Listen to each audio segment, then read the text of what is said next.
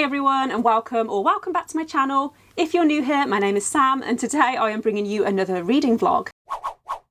So in this vlog, I'm going to be reading 3 dark academia books, which I hope I'm pronouncing that right because I had never actually heard of dark academia as a book genre until I think it was last year when I heard a few other booktubers talking about it. And I feel like it's the kind of genre that I would enjoy. And so I thought I'd use this vlog as a bit of an experiment just to see if it is something that I like. From my very limited knowledge, I think that dark academia basically means a book has dark themes, so like it's a thriller or a mystery or a horror, but then it's also set in an academic setting like a college or a university. I might be completely wrong, but hopefully you understand what I'm trying to say. I'm sure there are plenty of people out there who already know what dark academia is, and I'm just a noob. But yeah, as I said, I think it's a genre that I could really enjoy, and there's a few books on my general TBR that are categorised as dark academia that I have been really looking forward to, and so I thought this would be the perfect opportunity to just do a vlog around it, and hopefully I'll discover a few new favourites. So the first book that I'm planning to read for this video is Ninth House by Leigh Bardugo, and this is actually the book that inspired this vlog because this is on my January TBR anyway, and I am really excited but also nervous to read this book because it's been on my TBR for a really long time. I read the Grishaverse by Leigh Bardugo last year and really loved her writing and her characters, and so I do have quite high expectations for this, even though I know that this is very different to her other books. I have actually made a start on this already, but I'm only about 50 to 60 pages in. I think I read the first 4 or 5 chapters last night, so it's still too early for me to give a full opinion yet, or any kind of opinion yet, but I can tell you what it's actually about. So this follows a character called Alex Stern, who is a freshman at Yale University, and she didn't even apply to Yale. She never would have had this opportunity to go to this amazing university if it hadn't been for this secret organisation called the Leaf. I think that's how you pronounce it. Basically, there's all these secret societies at Yale that deal with the occult and the paranormal, and they use magic to perform these magical rituals. And this organisation that recruited Alex is in charge of monitoring these societies and making sure that they're not overstepping boundaries or doing stuff that could be dangerous. This organisation is usually very elite, however they've recruited Alex specifically because she has this gift that could be very helpful with what they're trying to do in monitoring these secret societies. We also have another perspective from a guy called Darlington, who is Alex's mentor, and it is a little bit jarring in the beginning. I don't know whether jarring is the right word, but it's a little hard to follow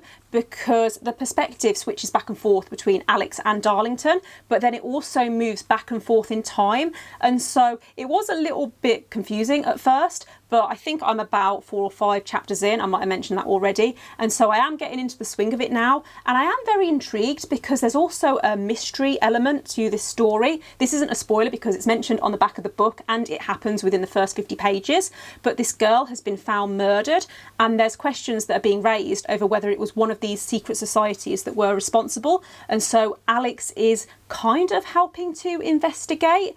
But yeah, really interested to see what direction the story goes in next. Okay, so I wanted to do a quick update because I am now over a third of the way through Ninth House. I think I'm on chapter 11, and I am so happy because I am really enjoying this so far, which I'm not gonna lie, in the beginning I was a little bit nervous, and I can definitely see why this book wouldn't be for everyone because of the way that it does jump around quite a lot, and you have 2 different timelines and you also have 2 different perspectives. We've been gradually learning more about Alex as a character and seeing more into her background, and I like that. However, I don't know whether I would say that I love her as a character, but I'm also not sure whether that's actually the point and whether she's meant to be a little bit unlikable. I wouldn't say that I hate her, and I definitely am enjoying reading about her and following what she's doing. Before I started reading this, I'd heard a few people say that the pace was quite slow, and I can definitely see that because it's not a fast-paced book. However, I don't mind that,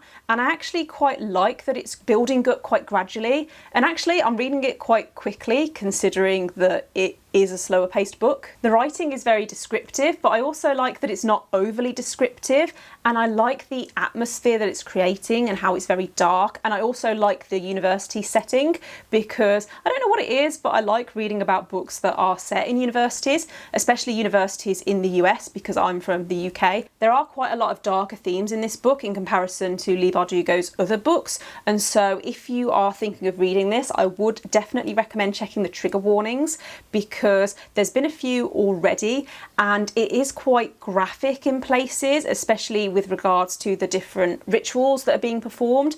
I don't usually mind graphic content, but there have been a few bits that have made me feel a little bit squeamish, and so yeah, just something to bear in mind. So I'm now about 2/3 of the way through Ninth House. I think I've got about 150 pages left, and obviously I don't want to give a final rating just yet because I haven't finished the book, but the way that it's going at the moment, I think that this is going to be at least a 4 stars, maybe even a 5 stars, but it all depends on how things go in this last chunk. What I'm enjoying most about this book, other than the writing and the atmosphere, is that it's very mysterious, and I'm really enjoying learning about all of these different secret societies and the different types of magic that they use. Something actually happened recently where I wasn't expecting it, and so it is making me want to keep on reading because I want to know what's happening next. I still can't quite work out how this is going to end, especially because this is the first book in a series, and so I don't know if it's going to end on a cliffhanger or if everything's going to be tied up neatly. I don't know, but it's making me want to keep on reading. I think I've said that already, but I am hoping that there's still going to be a few more surprises in this last 150 pages. So I finished reading Ninth House, not last night, but the night before, and I absolutely loved it. I ended up giving it 5 stars, and I don't want to say too much on the ending because of obviously spoilers, but you know when you're reading a mystery and you get that feeling of realization, like where it's all just kind of clicks into place and you finally work out what's been going on the whole time. I got that quite a few times towards the end, and I absolutely loved it. I think I've mentioned this already, but there are quite a few serious trigger warnings for this book, especially for sexual assault, and so I will leave a link to the Goodreads page down below in case you wanted to check those out. There were a few scenes that made me feel quite uncomfortable, and there was one scene in particular in the middle that was just disgusting. But yeah, like I said, I did really enjoy this, and I am really excited to read the sequel whenever that comes out. Because of the way that this ended, I am really intrigued to see where it goes next. However, I think there is a bit of a wait for the next book. I don't think it comes out this year, and so hopefully next year, but we'll see. So the next book I'm reading for this vlog is Wilder Girls by Rory Power. And so whereas Ninth House is a fantasy with dark academia, this is more of a horror, I think. It's about a group of girls who attend this boarding school on this remote island. However, they've been in quarantine for the past 18 months because this virus or this disease called the tox started to affect the students and the teachers, and also the local wildlife, and I think just the general environment. Some people did die, but some people are still alive, and the disease has caused these mutations on their bodies, and so now they're basically cut off from the rest of the world while they wait for the people on the mainland to come up with a cure. I have made a start on this already, and we're mostly following one of the girls called Hetty, who has started to suspect that there's something else going on that they're not being told. It is a really interesting concept, and it's the kind of plot that I think would work really well for a film. I'm not sure if it's the right book to be reading right now, given the state of the world, but I think I'm enjoying it. One of the first things that I noticed was that it's got a very distinct writing style because it's told in the first person present tense, I think. If you look on the Goodreads page, it's got very, very mixed reviews, but I'm about 1/3 of the way through now, and I'm not hating it. Like, it's very, very weird, but I am finding that I want to keep on reading and I want to find out what's going to happen next. And so, yeah, not really sure. So I read some more of Wilder Girls last night, and I think I'm enjoying it, but I don't know. I'm still not 100% sure because it's very, very weird. But I do like the writing style. I think if you don't like horror, then you would not like this book at all, because even though it's a young adult book, and so it's not as graphic as other books that I've read, it's still quite violent in places, and it still has that creepy atmosphere, and it also has this sense of unease throughout the book. I still don't quite know what's going on, and I still have quite a lot of questions because some things have been hinted at, and so I'm really hoping that everything is gonna make a lot more sense by the end of the book. I think I've got about 1/3 left. It's hard to tell because I'm reading this through BorrowBox on my phone, and so I can't quite tell how much I've got left, but I'm hoping that I'm going to finish this at some point today, maybe tonight. Hey everyone, so I finished reading Wilder Girls, and you know what? I actually kind of enjoyed it. I ran it through Corpile, which is the rating system that I use. It was created by G at Book Roast, so if you're interested, I'll leave a link to that in the description so you can find out more. But yeah, it came out as a 4 stars, which I did feel as I was reading it that it was going to be somewhere between a 3 and a 4 stars. But I was actually quite surprised that it came out as 4 stars because I personally prefer books where everything is fully like 100% explained, and this book is more subtle. One thing I did like about this book was the descriptions and how everything was very detailed, and so I felt like I could picture this isolated setting, this island, very vividly in my mind. There's also a relationship that develops between 2 of the girls, and I did like that. However, I felt like it could have been developed more, and I feel like that really summarises my overall feelings on this book, is that I liked it and I liked the core elements of the plot, but I think they could have been expanded. However, I do also appreciate that I am not the intended audience for this book because it's a young adult book, and so I feel like there are certain things that I can overlook because of that. I'm not actually sure if I've mentioned this yet, but this has been compared to Lord of the Flies, and it's not a direct retelling or anything like that,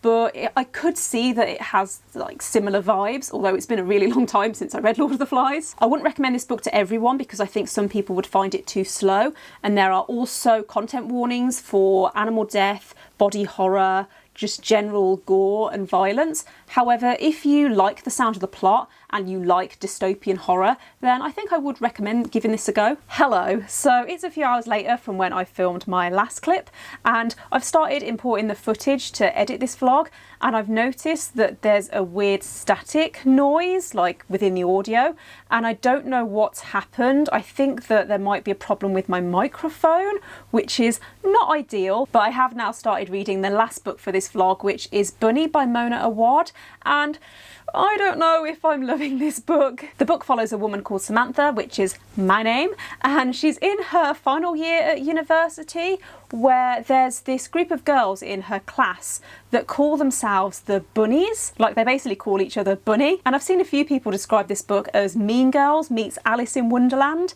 which might be helpful, but I don't know. I'm finding it really hard to describe what this book is about. The book is told from Sam's perspective, so you're inside her head, and I think that's what I'm struggling with at the moment, is that I don't really understand her as a character, and I don't really understand her motives and why she's doing certain things. I also don't think it really helps that the main character has the same name as me, and so it's a little bit jarring, and obviously that's not a criticism on the book at all, that is completely a me thing. But yeah, not really sure what to make of it so far. I am really hoping that I enjoy it the more that I get into it, because I have seen some other booktubers who have read this recently and they seem to really enjoy it. I mean, I don't know if enjoy is the right word, but they seem to really like the weirdness, and I really want to like the weirdness too. So I really wish I'd waited just one more chapter before I filmed that last update, because something has just happened, and I don't want to say what, obviously, but I don't know how to feel about it.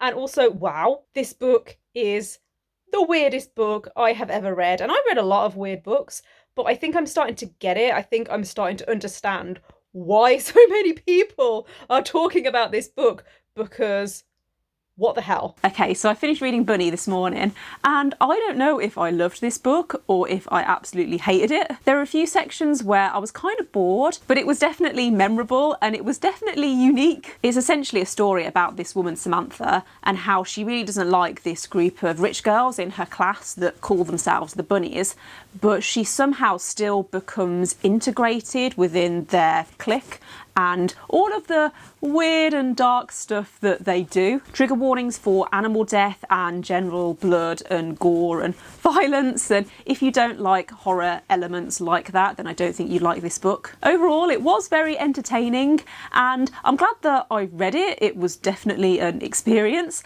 and I gave it 3 stars in the end. It's also available on Kindle Unlimited if anyone is interested in reading this. Okay, so that brings me to the end of the video. So I did just want to say thanks thanks for watching if you have made it this far, because I know the audio on this hasn't been the best. I am hoping that I've now managed to fix my microphone, so hopefully that won't happen again. But if you have read any of the books that I mentioned in this vlog, then let me know in the comments what you thought of them. Don't forget to give this video a thumbs up if you liked it, and click subscribe if you haven't already, and I'll see you next time.